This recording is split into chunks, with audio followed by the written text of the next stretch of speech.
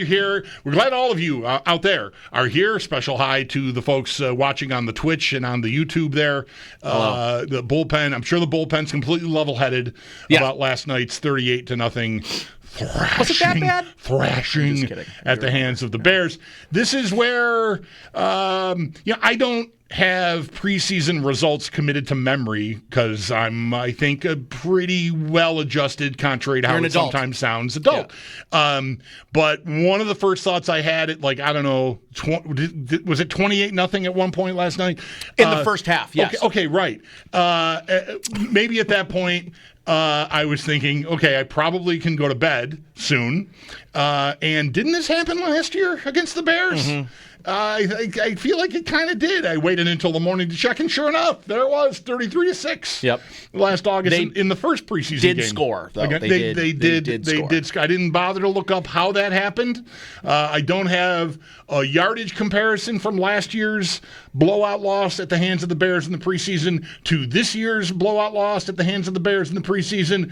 But I will tell you that if you're the kind to get freaked out, a disparity of 528 yards to 180 yards is the kind of thing that could make you do it. Like, it could get you a little bit wound up, I suppose. I do think most people recognize that the results don't matter and the score doesn't matter, but within that, and I'm sure that you talked about a lot of this last night, because one of the only starters to play in the game is a guy that a lot of eyeballs have been on. Sean McDermott called attention to him early last week when he said, we got to kind of get him going here. We're running out of time. Yeah, and and that is Cole Bishop, and that was particularly horrid. Yeah, I would say from him. He played 10 snaps, 12 snaps, whatever. I believe it was 9. He was on a snap count, and whenever he came out, yep. And Jordan Hancock went in. But boy, the snaps that Bishop was on the field for were not good. Were tough. There's a missed tackle, and then the complete, just utter blown coverage on the first touchdown of the game. Yeah, was bad. Damar Hamlin also. If you're worried about safety, you're worried about the starting safeties, you're worried about safety depth. That play is nightmare fuel for you. Again, in the context of a preseason game, don't worry about the results, but those are guys that probably will have to play if they're on the team. Cole Bishop is the presumed starter. Hamlin's his primary backup. I assume if Bishop can't play, it would be Damar Hamlin. Although Jordan Hancock is starting to get a little bit of run there. Yeah. But then he got hurt last night. And then also McDermott kind of just shut it down last week. He was like, nope. Yep. He's not. Nope. Don't talk about him. Don't want to talk about him, basically. I think if we find out tomorrow that he's relatively unscathed from the shoulder scare that he had last night. In postgame, he said he was okay. He did say there's probably an MRI coming before they get back on the practice field, so we'll see if that comes back clean or whatever. But yeah, he did say last night he felt pretty good. And I wonder how close they are. Nothing about McDermott saying, pump the brakes on Jordan Hancock usage would change the fact that if the kid demonstrates that he is more stable as a rookie than what they've got back there now, that they would start entertaining that idea. I think that's absolutely in the window right now if he's healthy. Job one is get Cole Bishop and Taylor Rapp on the field together, get them working together, and hopefully get them up to speed here in the 3 weeks that remain between now and the Bills' actual regular season opener, where the results do really matter, especially against a team you'll be dueling for the number 1 seed, presumably, in the AFC. The safety play is by a mile to me. I don't even know if anything else that happened in the game really worries me to the extent that the safety play did. So I didn't get angry yesterday because, I was tired. It was late. It was a long day, and I just wanted to be. I knew I was going to be here. I wanted to save a little juice for you. Okay. So if you recall, a couple months back, couple months back, GM came on the morning show, lit the guys up about talking about receivers all the time, right? It turns out he was right. We should have been lighting him up over the defensive backfield. Because let me just walk through this for a second, because I know, and I'm not going to solely base what I'm going to say on yesterday's performance alone. This is from OTAs to minicamp to here we are in training camp, and already last year everybody agreed, fans, coaches, the general manager in the organization decided we really like Damar Hamlin, but we need to be better than what we were with Damar Hamlin in the lineup last year. And they did so by signing a guy who's not even in consideration of making this roster in Derek Forrest, who, he started a couple of games in Washington and blah, blah, blah, the fit, and he'll be at least a good... No, he's not even in the picture for special teams. Right. So he's out of the picture. You have your second-round pick in Cole Bishop, who could not beat out Damar Hamlin last year as, he'll beat him out this time. Well, he hasn't. I mean, let's just call it what it is. He has not beaten him out because the same issues that kept him from actually competing for the position last year are now keeping him off the field this year. So for me... That's health, obviously. It's health. Right. And frankly, when he's been on the field, it hasn't looked that good. He's looked out of place. Yesterday, I don't know who tweeted it, but I was like, yeah, this is what I'm thinking, which is he doesn't look like a guy that's ready to walk into a starting lineup right now for a team fighting for a Super Bowl spot. He looks like a developmental prospect, which is not good for your second-round pick and a guy that you have staked your entire secondary in the back end around with no real proof of concept to do it. So for me, going out and re-signing Damar Hamlin and signing Derek Forrest, who again is not going to make the 53-man roster and probably won't make the practice squad either, and ignoring the fact that you wanted to get better than Damar. He's a great story, and he's a great human, and he's a great teammate, and he was going to make the 53-man roster. But there's a really good chance he's going to start some or a lot or maybe all of your football games at safety again, which means you did not upgrade at all at the safety position this year. Point blank. And that's not even to really get into the conversation of this isn't just a conversation about safety. It's also a conversation about cornerback too. And their best move was, by the way, I just feel like, the depth in Dorian Strong had a tough day yesterday. Their outside corner is out. Dane Jackson, tough day yesterday. Like, I look at this and say, man, they were banking a lot on their first round developmental corner, by the way, to simply walk in and start. And it's a great story that Trey White's played well in training camp and has sort of gotten the de facto look there. But he was the fifth corner on the Baltimore Ravens after getting cut last year by the Rams. Your two moves were to bring a guy everybody agreed they needed to get better at, and a guy that you had to cut because his injuries had piled up. So I'm at the point now where I'm like, should I be panicking? The fact that this defensive backfield did not get better, and they're relying on their defensive front to get more consistent pressure to help them on the back end, and their only answer to that is to go and get a guy who hasn't played 16 games in 4 years, in Joey Bosa. So, yeah, I'm panicking a little bit on the defensive side of the ball because this was the offseason. They were supposed to be a lot better on defense. And other than Matt Milano being healthy for a full 17-game slate, where's that happening?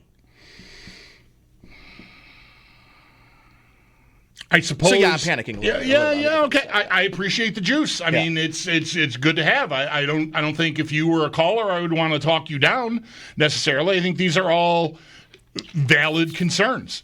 The Hairston thing is shelved for the time being, and maybe he'll be great. Maybe this year will go like Cole Bishop's rookie year went, where he never really caught up because of the reps he missed in the summer due to injuries.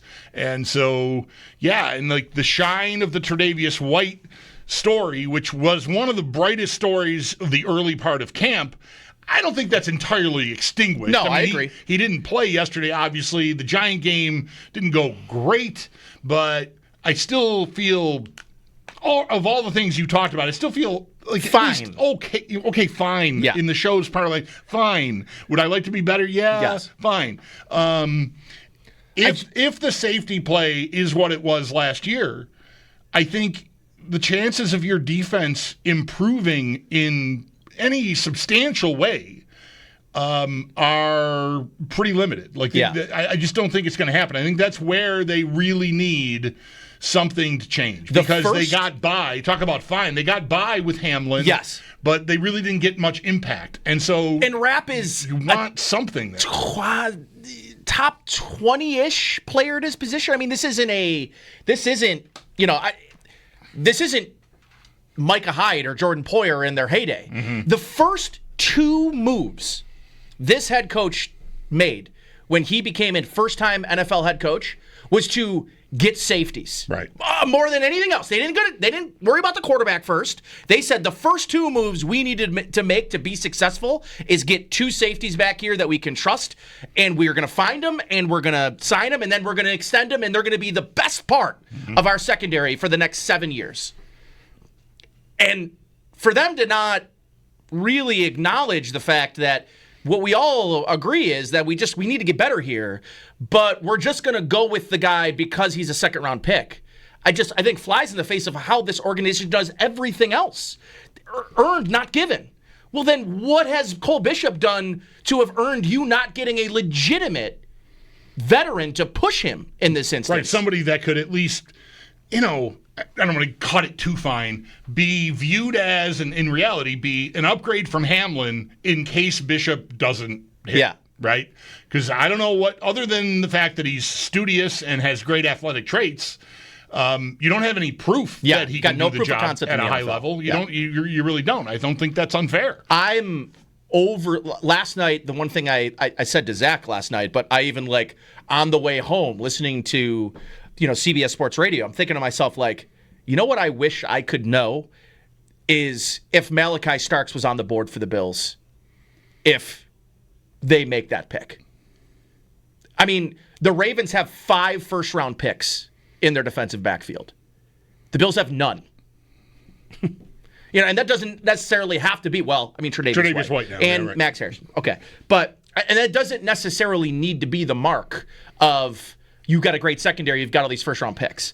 But that's an organization that puts a lot into it on the defensive side of the defensive backfield. They already have one of the best young, sort of all-around versatile players at safety. I'm going to use finger quotes for Kyle Hamilton here because he's a chess piece that moves all around. Right. Just part of the reason I had such a crush on Nick Emenwuri in the draft process. But that did not stop Baltimore from drafting Malachi Starks anyways. Yep.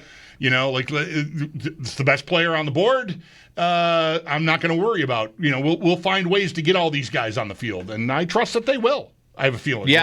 I would think that they will too. And they signed, what's his name in the offseason? They're traded for the kid from Green Bay. It's a head case. What's his name? Come on. The corner from Green Bay. Jair Alexander. Right. Yeah. And another former first-round pick. So, that's a team that's hey, we've got a lot of great pieces. Let's continue adding. And the Bills let's go with the familiar guy. 2 familiar guys. Dane Jackson, who, left and didn't work out in a more expanded role in Carolina. And Tre'Davious White, obviously, it's a great story, and I'm glad Trey's back, and it gave them that, break glass in case of emergency. And it is something to me that he's played good enough to even be in the conversation. Again, part of it's because your first-round pick got hurt. But, I'm sitting here and thinking, well, what if Max Harrison ends up having a Cole Bishop-type season? That's not necessarily your worst-case scenario, but it's pretty close to it. And, I just don't know how you can fully depend that your front seven's going to be substantially better with a 3rd-round pick in Landon Jackson, a 2nd-round pick in, TJ Sanders, who I like a lot coming from the inside, and Joey Bosa. I don't think that is substantially better than the lineup that they threw out there last year. And they couldn't get off the field in 3rd down, and that's my biggest concern about this year because it reared its head yesterday. It just can't get off the field on 3rd down. And that was arguably their biggest issue defensively. The turnovers kept them respectable. If it sort of goes back to the mean, which I would probably bet that it does. Well, they've been top 5 most years of McDermott's time here in takeaways. What I'm more worried about when it comes to the turnover thing is the offense not being as fortunate to hang on to any ball they fumbled like they did last year. I mean, they had just incredible fumble luck on offense. Now, throwing picks is, by design. Josh Allen got better in that area. I just want to give him some credit there. But I'm worried that, a half a dozen more turnovers on the offensive side of the ball could really mitigate if you continue to be one of the best teams in the league at taking the ball away. I just think it's not going to be I wouldn't expect it to be as much of an advantage in another season. I just think they had a lot of good fortune there. So I'm sort of middling the conversation about the turnovers because a lot of people tell you it's not sticky and regression to the mean and all that. But year over year, the Bills have been excellent at it. I don't think that's all just an accident. No, I agree. But hanging on to and having the ball bounce your way so often when it's on the ground, there is luck in that. I don't think you can deny it. So I think that's an area to be concerned about if that's what you're depending on to keep your defense afloat. And that really was what their story was last year. And so all of the assets poured into it are what's the design of that? The design of that is to, get you off the field in more conventional ways than taking the ball away and having to, depend on that. And force a bloody punt. Yeah, I'm bummed out. Like Jackson had a couple of good pass rush reps yesterday, but I feel like most of camp he has not been a name that anybody is ready to tell you about. Like looks ready to be a contributor. Like at this point, again, there's 3 weeks between now and the opener, but I feel like he's a candidate to not get a jersey on game day. I mean, he's certainly not a guy that I'm worried about not making the team as a third-round pick, but I don't know about him playing. I sort of feel the same about Solomon. I guess a little bit of me had some hope that there was some juice there, and that could be a guy that maybe flashes for you and forces a veteran like A.J. Epinesa off the field or off the roster entirely. At this point, I don't see how you can move on from A.J. Epinesa. He's reliable. He may not give you the double-digit sack numbers and a guy that is an imposing figure, but he's reliable. And he's going to get in there. He's going to get his 5.5 sacks, 6.5 assists, whatever. I look at the defense, and it doesn't look like that many changes for how much they've invested in the draft, how much they've, in Joey Bosa and whatever. Like I look at it and say, it doesn't look a lot different from last year. And maybe Ryan Nielsen and a healthy Matt Milano, maybe these are things that. And Cole Bishop being on the field with actual other starters. Yeah. Right? I mean, there's a we do recognize, I think everyone who's got any kind of critique about this game realizes like the Bears poured a lot more into it. No doubt about than the Bills did. I mean, the Bills played one starter on defense and one presumed starter on offense. It reminded me of the Pittsburgh game a couple years ago. Right. In Palmer and Bishop, of course, we already talked about on defense. Bears, like it's sort of, here's Caleb Williams, here's Ben Johnson, here's our new offense. Like I wouldn't be surprised. I don't think anybody's going to put their name on this, but I wouldn't be surprised if they actually game planned a little just to I'm sure they did a get their offense on track. That's a whole new production there, and you want to get some confidence going and get the fans excited about the process and all of that. So it was not apples and apples in the matchup, but again the one guy that the Bills felt needed to play in the game to get valuable reps had a terrible day. And now it was, again, it wasn't even a dozen reps. So, what do you want to do with it? Would you want him to be better on those? Of course you want him to be better on those plays, Bishop. But it's also not your full complement of dudes. But what even sort of flies in the face of that is that a lot of those reps, Deion Walker played a lot, DJ Sanders played a lot, Landon Jackson played a lot, and they couldn't muster a stop. Now, that is ones against twos and threes. Admittedly, I'm referring to Jackson as a 3 for now until further notice. So, a mismatch to some degree, but an opportunity for guys to shine and show they belong absolutely did not happen. Tyson Bagent looked fantastic. Right. Against a backup, or with his backup offensive line, and Tyler Scott. Right? Who's that now? Yeah. I was going to work that into the show today. Right. We liked him a lot in the draft process. Wide receiver from Cincinnati, very fast. We were wondering why everybody kept, passing on him. Yeah, and then he just kind of stinks. But he had a good game yesterday. Jordan Hancock, to me, I think is probably a name that's not going to go away. Because out of the guys to start training camp, he was not the guy getting the most talked about. It was Dorian Strong. Wow. I remember first couple of days of camp, I was at training camp that first Sunday. NFL body. Right. This guy's got a future in the NFL as a boundary corner. He looked lost yesterday. I mean, a couple of really borderline embarrassing reps yesterday, I thought. Jordan Hancock came in right after the first series. He's making plays in the run game, flying into the box as a run defender. Comes from a pedigree at Ohio State. But again, I guess where my concern is if we're all having the conversation of like, should they Like, should we really start having a conversation? That's a fifth-round pick. Yeah. It's a little... And they got saved 3 years ago with a seventh-round pick or a sixth, whatever Benford was. They got saved by him because Elam was a disaster from the very beginning.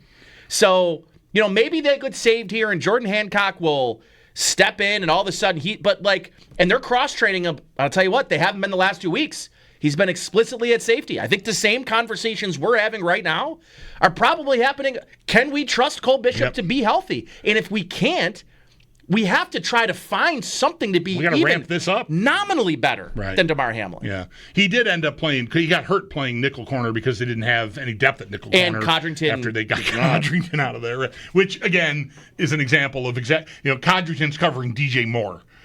That happens. That is not a matchup you're going to win. It's not. So, that's like one arm tied behind your back type stuff. To some extent, I'm exaggerating a little. I don't think really that much. No. So, that, again, mitigates the result and the amount of panic I think you should have about the result. But, in a more, micro analysis, I just think any Bills fan today is, hey, boy, tough game. Yeah, it's preseason. Yeah, but Bishop. That's got to be, right? That is absolutely the conversation. It was the conversation in I was listening to these guys come in and he goes, I just want to just make a play. Shut us up. Just fan the flames from the perspective of you're who everyone's looking at. Just do something so that we stop talking about it. And instead, it's just been ramped up.